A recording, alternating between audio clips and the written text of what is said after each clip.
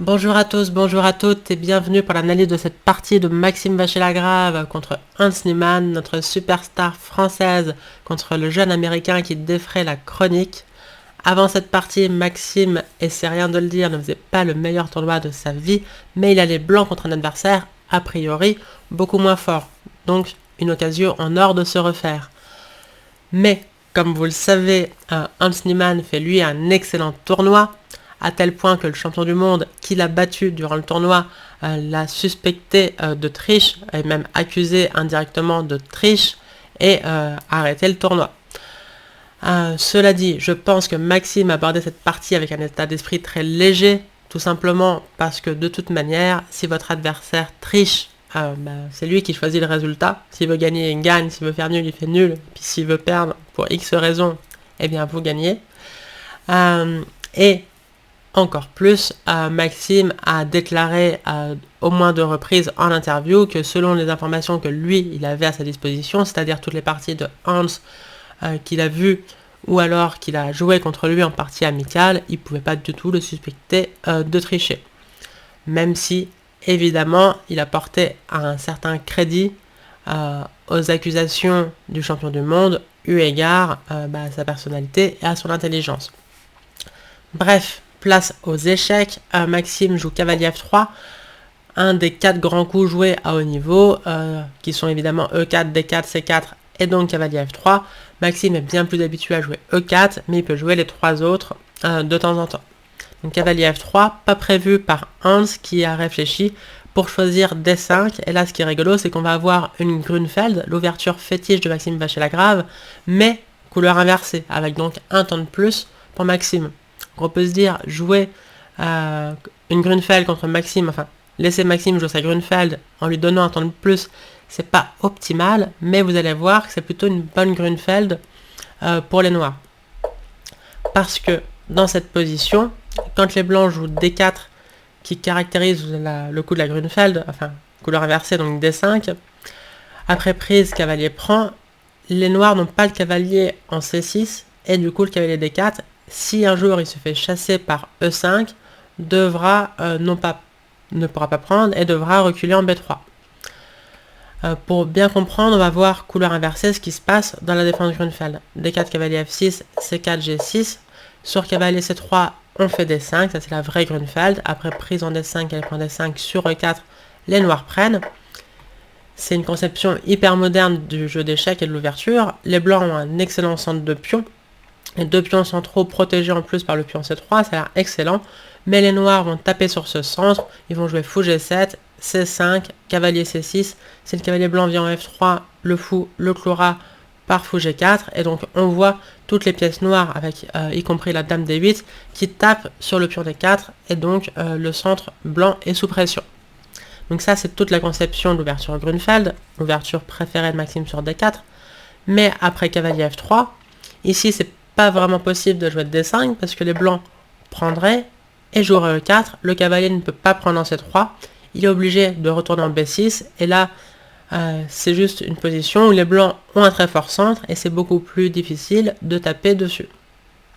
Notamment ici, un des grands coups, c'est de jouer H3 pour empêcher le clouage.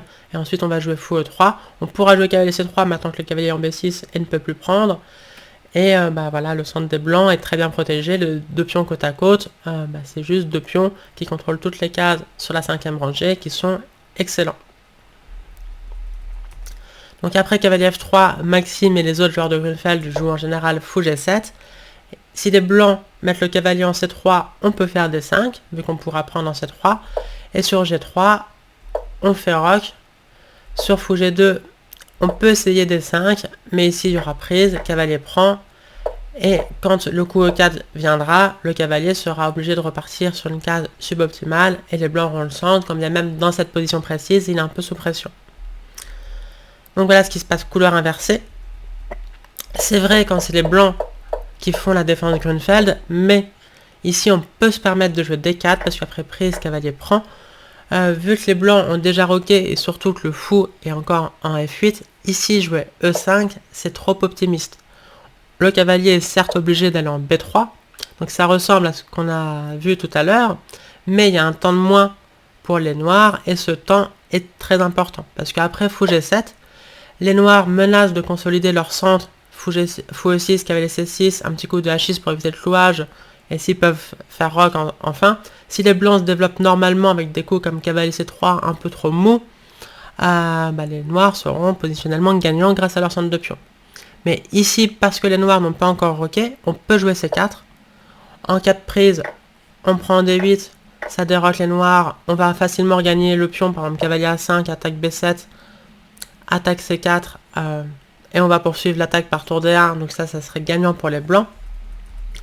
Et en cas de D4, on peut jouer E3, on voit que ce centre est sous pression, d'ailleurs les pions comme ça sont évidemment moins forts que quand ils sont côte à côte, et le pion D4 est attaqué, et il va être perdu si par exemple on avance en D3, cavalier C5, l'attaque une deuxième fois, empêche E4, et le pion est perdu.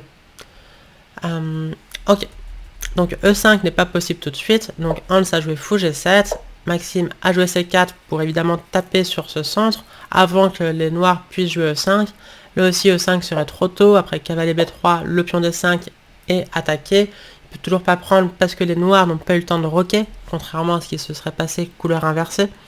Donc sur D4, E3, vous connaissez la recette. Donc il y a eu roc, et Maxime a pu prendre un D5, éliminant le centre des noirs, et après qu'elle ait pris un D5, on a cette position qui est totalement symétrique. Donc Hans lui fait le coup du miroir.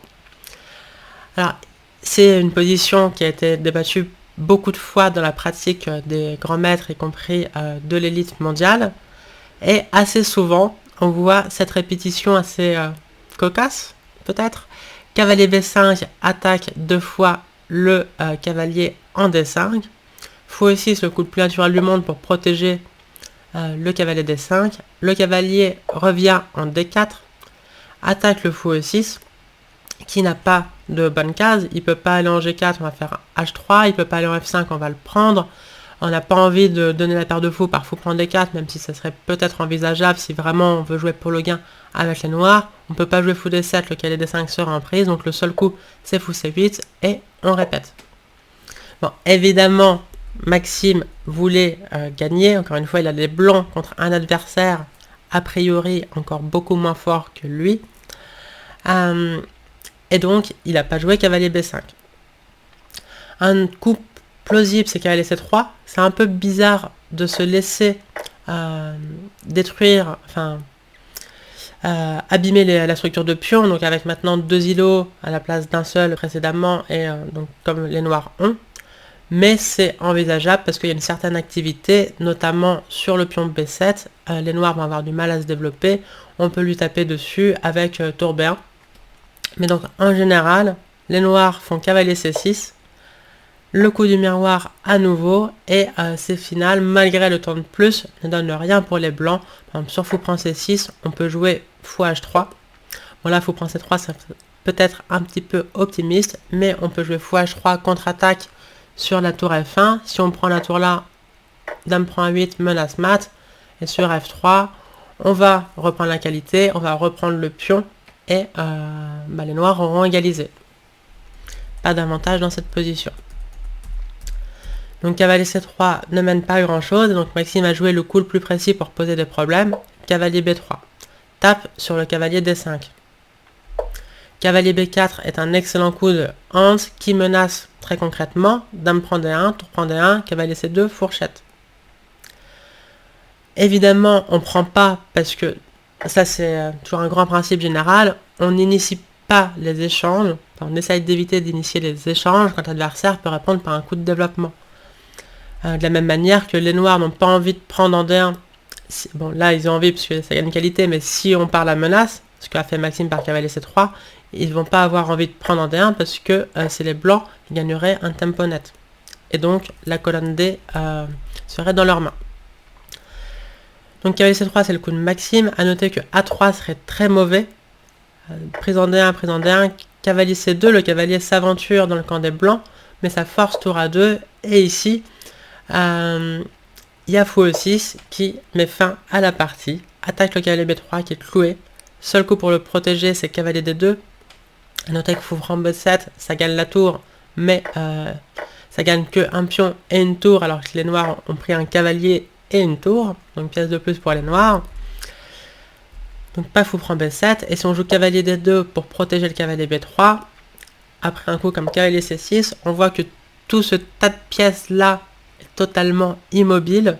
La tour peut pas bouger, le fou peut pas bouger parce qu'elle sera en prise, le cavalier peut pas bouger parce que la tour sera en prise, l'autre cavalier peut pas bouger parce que ce cavalier sera en prise, le fou peut pas bouger, il a pas de coup légal, et la tour, elle sert à rien. Donc ça serait totalement gagnant pour les noirs qui en plus menacent cavalier D4, tape sur le cavalier B3 qui est donc déjà en l'air et cloué.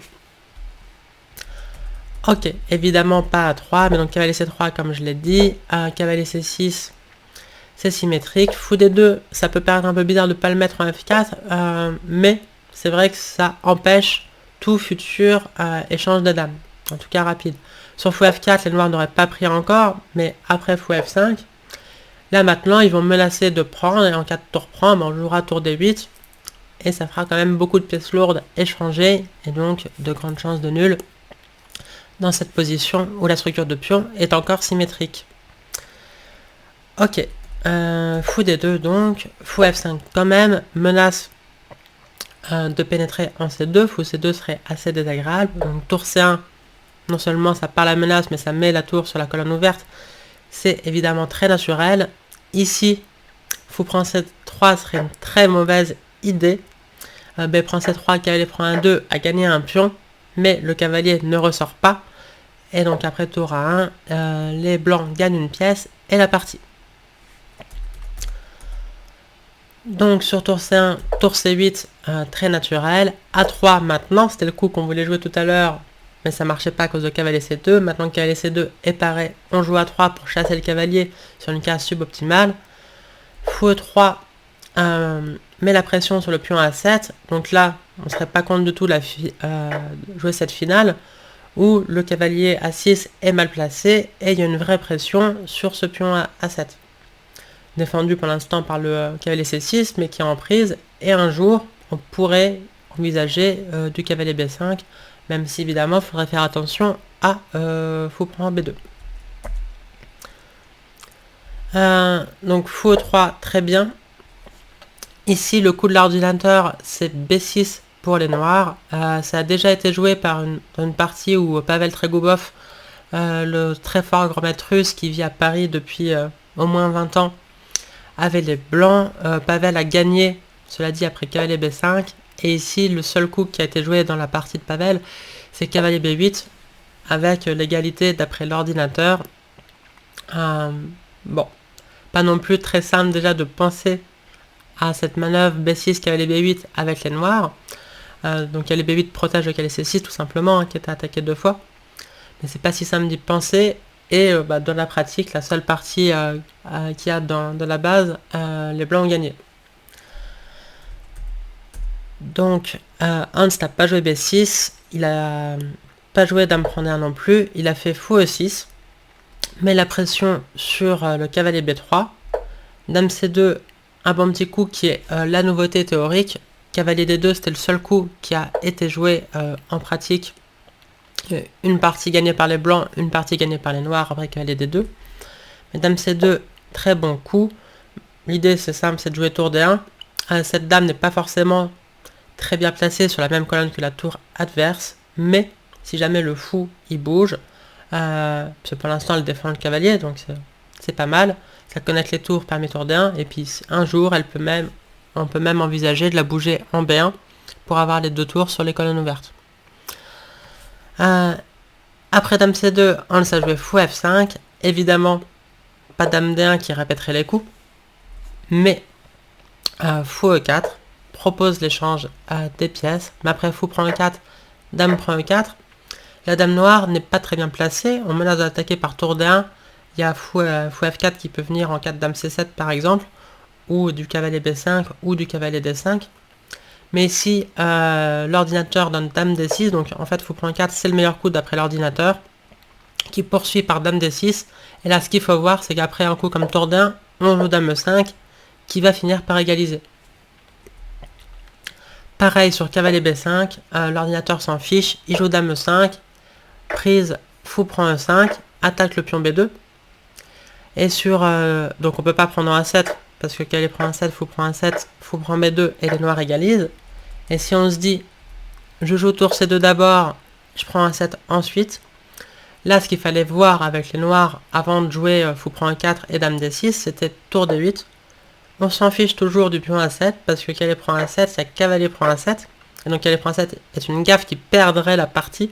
Cavalier prend un 7, sur fou prend, il y a tour prend tour. Et si on joue tour prend C8 intermédiaire, cavalier prend C8. Et donc les noirs ont une pièce de plus. Et donc parce que ces tactiques marchent pour les noirs, on peut se permettre de prendre E4, puis de jouer dame D6, et régler le gros problème des noirs qui est leur dame mal placée en D8. Hans avait compris que c'était là son gros problème, la position de la dame, qui donc encore une fois va se faire attaquer par tour D1, et il n'y a pas beaucoup de cases. E8 c'est vraiment pas là où on veut aller, et sur C7 on se fait attaquer soit par le cavalier soit par le fou. Donc Hans a résolu son problème par dame D7, mais déjà ça autorise le petit coup intermédiaire tour D1, dame E6, et maintenant Maxime peut prendre un F5 pour casser la structure des pions noirs de l'aile droite. Ici Hans n'a pas échangé les dames, et il aurait raison de ne pas le faire, parce que dame prend F5, dame prend F5, G prend F5, ça peut paraître très naturel vu qu'on se fait détruire l'aile droite de vouloir échanger les dames, mais ici c'est concret. On peut pas jouer cavalier B5 ou cavalier D5 qui sont très tentants parce qu'il y a le pion B2 en l'air. Mais ici l'ordinateur donne une très belle manœuvre, je ne sais pas si Maxime l'avait prévu, ou Hans d'ailleurs. Et l'ordinateur joue tour D7, attaque le pion B7, bon, rentre sur la 7ème rangée, ce qui est toujours grave de manière générale. Mais là il y a tour C7, et donc si les blancs sont obligés d'échanger les tours, ça irait pour les noirs. Mais maintenant la tour se rapatrie en D2. Donc c'est ça qui est très joli, tour D7, force sur C7, et maintenant on ne replace pas la tour en D1 là où on était, mais en D2. Et la tour C7 est très mal placée. La tour D2 est, elle, excellemment bien placée parce qu'elle protège le pion B2, et du coup les blancs menacent maintenant réellement cavalier B5 et cavalier D5 qui viendraient avec gain de temps. Si les noirs jouent tour C8, prophylaxie contre les coups de cavalier, et ben c'est exactement la même position que tout à l'heure, sauf que on a gagné un temps en jouant tour D2 gratuitement, et on peut jouer au choix cavalier B5, mettant la pression sur le pion A7, ou cavalier D5, introduisant des menaces comme tour prend C6, qui perd la qualité, mais on la regagne tout de suite avec avantage après cavalier prend E7, échec. Peu importe que les noirs reprennent du pion ou de la tour, on va regagner la qualité, et on aura gagné un pion au total. Et donc les blancs sont positionnellement gagnants après cette jolie manœuvre. Donc Hans a eu raison de prendre G prend F5, mais évidemment c'est très affaiblissant. Donc la dame noire est maintenant active. Ces pions sont pas forcément si faibles à terme. Tant que le fou G7 des noirs reste en défense, ça se marie bien avec les pions. On va jouer E6 un jour. On aura les pions sur cases blanches qui contrôlent donc les cases blanches, le fou du fianchetto qui contrôle les cases noires. Ça peut aller, mais il y a aussi un petit problème de coordination. Et donc c'est là que Maxime n'a pas joué le meilleur coup de l'ordinateur, mais là aussi c'était pas simple de tout anticiper. Il fallait jouer cavalier D5. Bon, ça c'est un coup très naturel, c'est sûr que Maxime y a pensé, mais il fallait prévoir qu'après tour D8, là aussi le coup le plus naturel du monde, qui développe la seule pièce qui n'était pas encore développée. Cavalier F4 attaque la dame, et le cavalier est juste sur une très bonne case, d'où il pourra ensuite aller en H5, affaibli par la capture G prend F5. Ici les noirs ont dame E4 qui a l'air de forcer l'échange des dames, mais les blancs jouent le très fort tour D3, et c'est ça qui est pas simple d'anticiper. Parce qu'après tour prend D3, le bon coup c'est E prend D3 qui case volontairement sa structure. Mais la dame n'a pas de bonne case, en E4 elle est vraiment au bois. Les blancs poursuivent par D4, et l'ordinateur donne un gros avantage blanc. Et sur dame F3, ici c'est même totalement gagnant, de manière assez jolie. On joue H3, bon pas simple d'anticiper ce coup longtemps à l'avance, mais après H3, la dame n'a plus de case, et on va la gagner au prochain coup par cavalier D2. Aussi simple que ça. Et on voit que le cavalier F4 contrôle H5, contrôle E2, contrôle D5. Le cavalier C6 peut pas bouger, il y a la tour C8 qui est derrière. c'est terminé, rien à faire contre cavalier D2. Très joli enfermement de dame. Mais à la place de cavalier D5 qui prenait un avantage, si ce n'est décisif, au moins conséquent, Maxime a joué cavalier D4. Une erreur d'après l'ordinateur, mais un coup très naturel, parce que ça force qu'elle prendre les 4, et après fou prendre D4. Les blancs vont réussir à échanger le meilleur défenseur du roc des noirs affaibli par G prend F5, à savoir ce fou G7. Donc il y a eu cavalier C5, fou prend G7, roi prend G7, tour D5, tape sur le pion F5 affaibli, cavalier E4, très joli coup qui empêche la capture du pion F5 et tape sur le cavalier C3 qui est cloué. Maxime s'est décloué par dame D3. Tour C6 prépare le doublement des tours et aussi la tour peut servir sur cette 6e rangée. Donc un joli coup. Ici j'avais regardé le coup roi G2, un peu prophylaxie pour plus qu'il y ait échec en cas de prise en C1. Après tour C8 on peut jouer cavalier prend E4, sacrifice de qualité. Tour prend C1, cavalier G5 attaque la dame. Le pion F5 est aussi en l'air. Ici les noirs doivent jouer précis mais ils vont réussir à se défendre. Dame G6 et c'est pas très difficile de jouer précis. Dame G6, tour prend F5 menace de prendre en F7. Mais il y a F6, cavalier E6 échec, roi H8, cavalier F4. Les blancs ont un pion pour la qualité et le roc noir est affaibli. Mais ça reste une qualité de plus et ceci explique pourquoi l'ordinateur affiche son évaluation préférée 0, 0, 0. À la place de roi G2, Maxime a joué ici tour D1, triple les pièces sur la colonne D, aussi naturel, mais cavalier prend C3, B prend C3, abîme la structure de pion des blancs. Donc maintenant les deux structures sont abîmées, et c'est pourquoi la position est tout simplement égale. Et après tour C8, là c'est le dernier moment vraiment critique de la partie. Les commentateurs en direct s'étaient amusés à calculer toutes les complications après tour prend F5, et c'est vrai qu'il y a des jolies variantes. Donc déjà sur tour prend F5, qui gagne un pion, les noirs ne peuvent pas se venger sur le pion C3. Donc c'est là que c'est intéressant.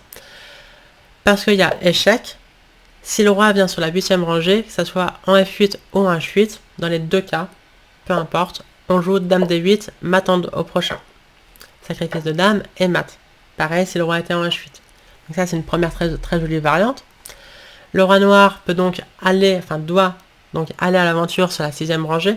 Ça va revenir au même que l'on joue roi H6 ou roi F6 parce que sur roi H6 on fait tour H5 échec. Très joli sacrifice de tour, sacrifice d'attraction. On attire le roi dans notre camp. Dame prend H7 échec. Roi G5 et on joue H4 échec. Sur roi F6 c'est mat en 3 coups, c'est très joli, allez-y, calculez-le. Il y a même deux tableaux de maths différents à trouver, mais qui commencent par le même coup. Dame H6 échec. Sur roi E5 c'est mat en un coup, dame F4 échec et mat. Et sur roi F5 c'est mat en 2 coups. On commence déjà par dame G5 échec, force roi E4 et dame F4 échec et mat. Donc très jolie variante, mais c'est pas fini parce que sur H4 échec, les noirs peuvent jouer roi G4. Et ici, il ne faut pas faire n'importe quoi. Si on fait échec trop tôt, roi H3 et on perd, le roi est curieusement très bien protégé par nos propres pions, les traîtres, en H3. Mais donc, on joue roi H2. Et là, c'est terminé. On va poursuivre par soit F3 échec, soit tour D4 échec, soit peut-être dame G7 échec d'abord. Et le roi noir ne va pas survivre à l'attaque. Donc ça, c'est une très jolie variante.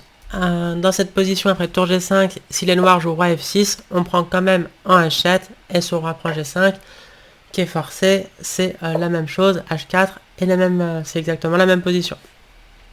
Peu importe que le roi soit passé par F6 ou H6, dans tous les cas, on arrivera à la même position. Donc tour prend C3 perd de très jolie manière, mais ici Hans avait prévu de jouer tour D6. Alors s'il n'avait pas du tout prévu ici, il s'attendait qu'à tour D5, on échange tout et donc match nul dans cette finale de tour. Ce qu'il n'avait pas du tout prévu, c'était échec.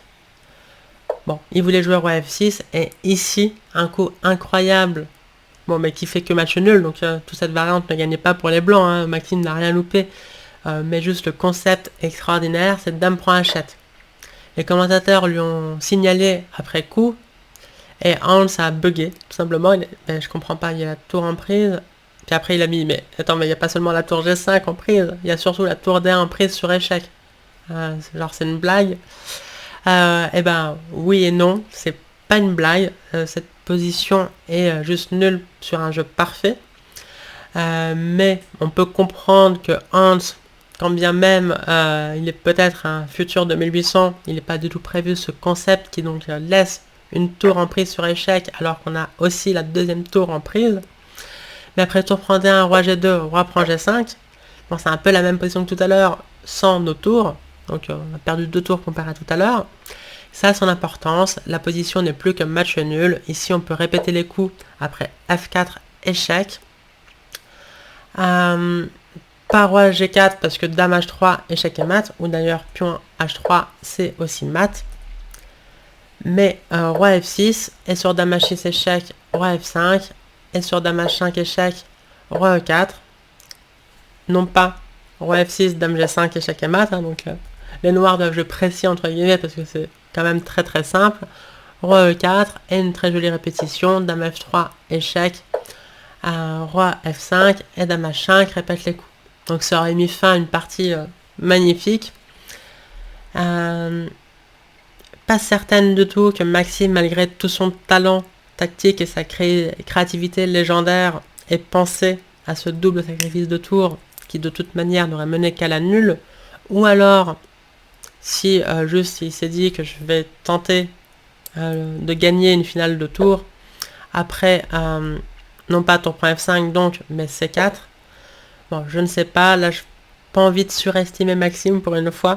Même si je suis évidemment une grande fan.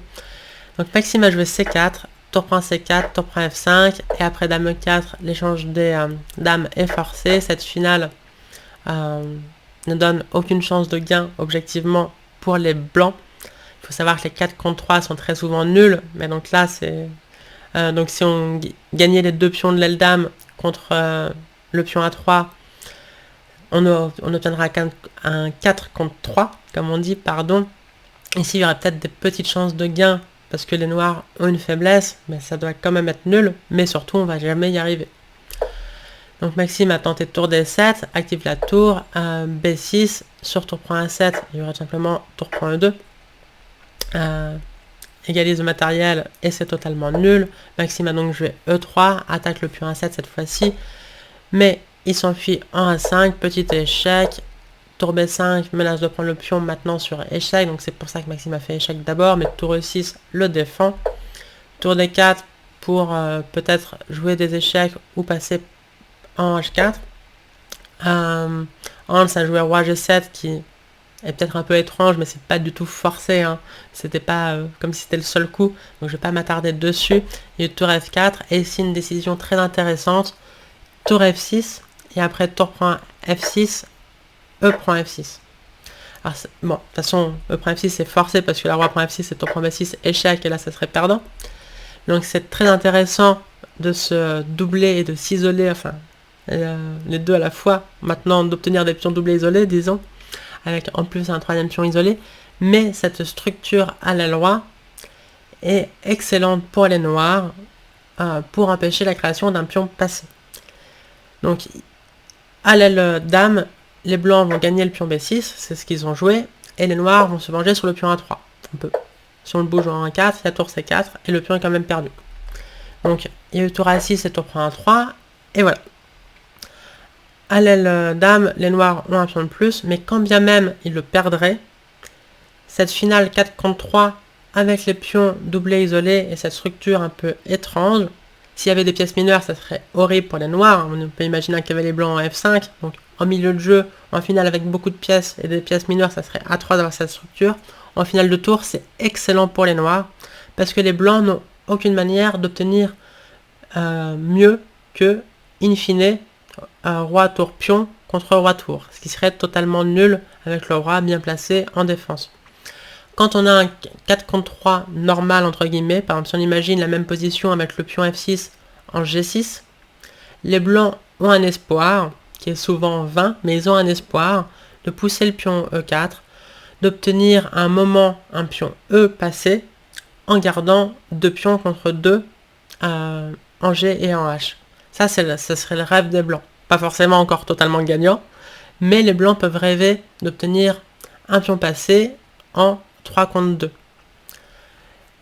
Quand il y a cette structure, les pions doublés sont prêts à s'échanger dès qu'il y a un pion qui avance, et le mieux que les blancs peuvent espérer, c'est obtenir une position roi tour pion contre roi tour avec le roi devant, donc ça sera totalement nul par Philidor ou une autre manière.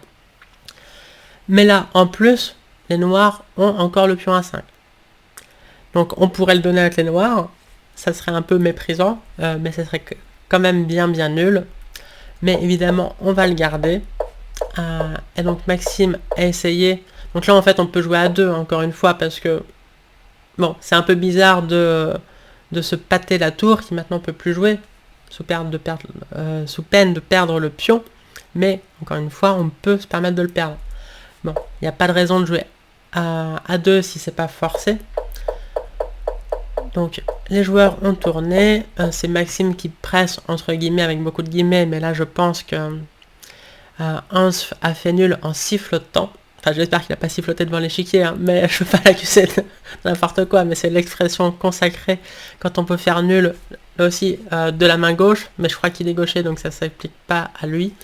Bref, j'arrête avec mes expressions de joueuse d'échecs.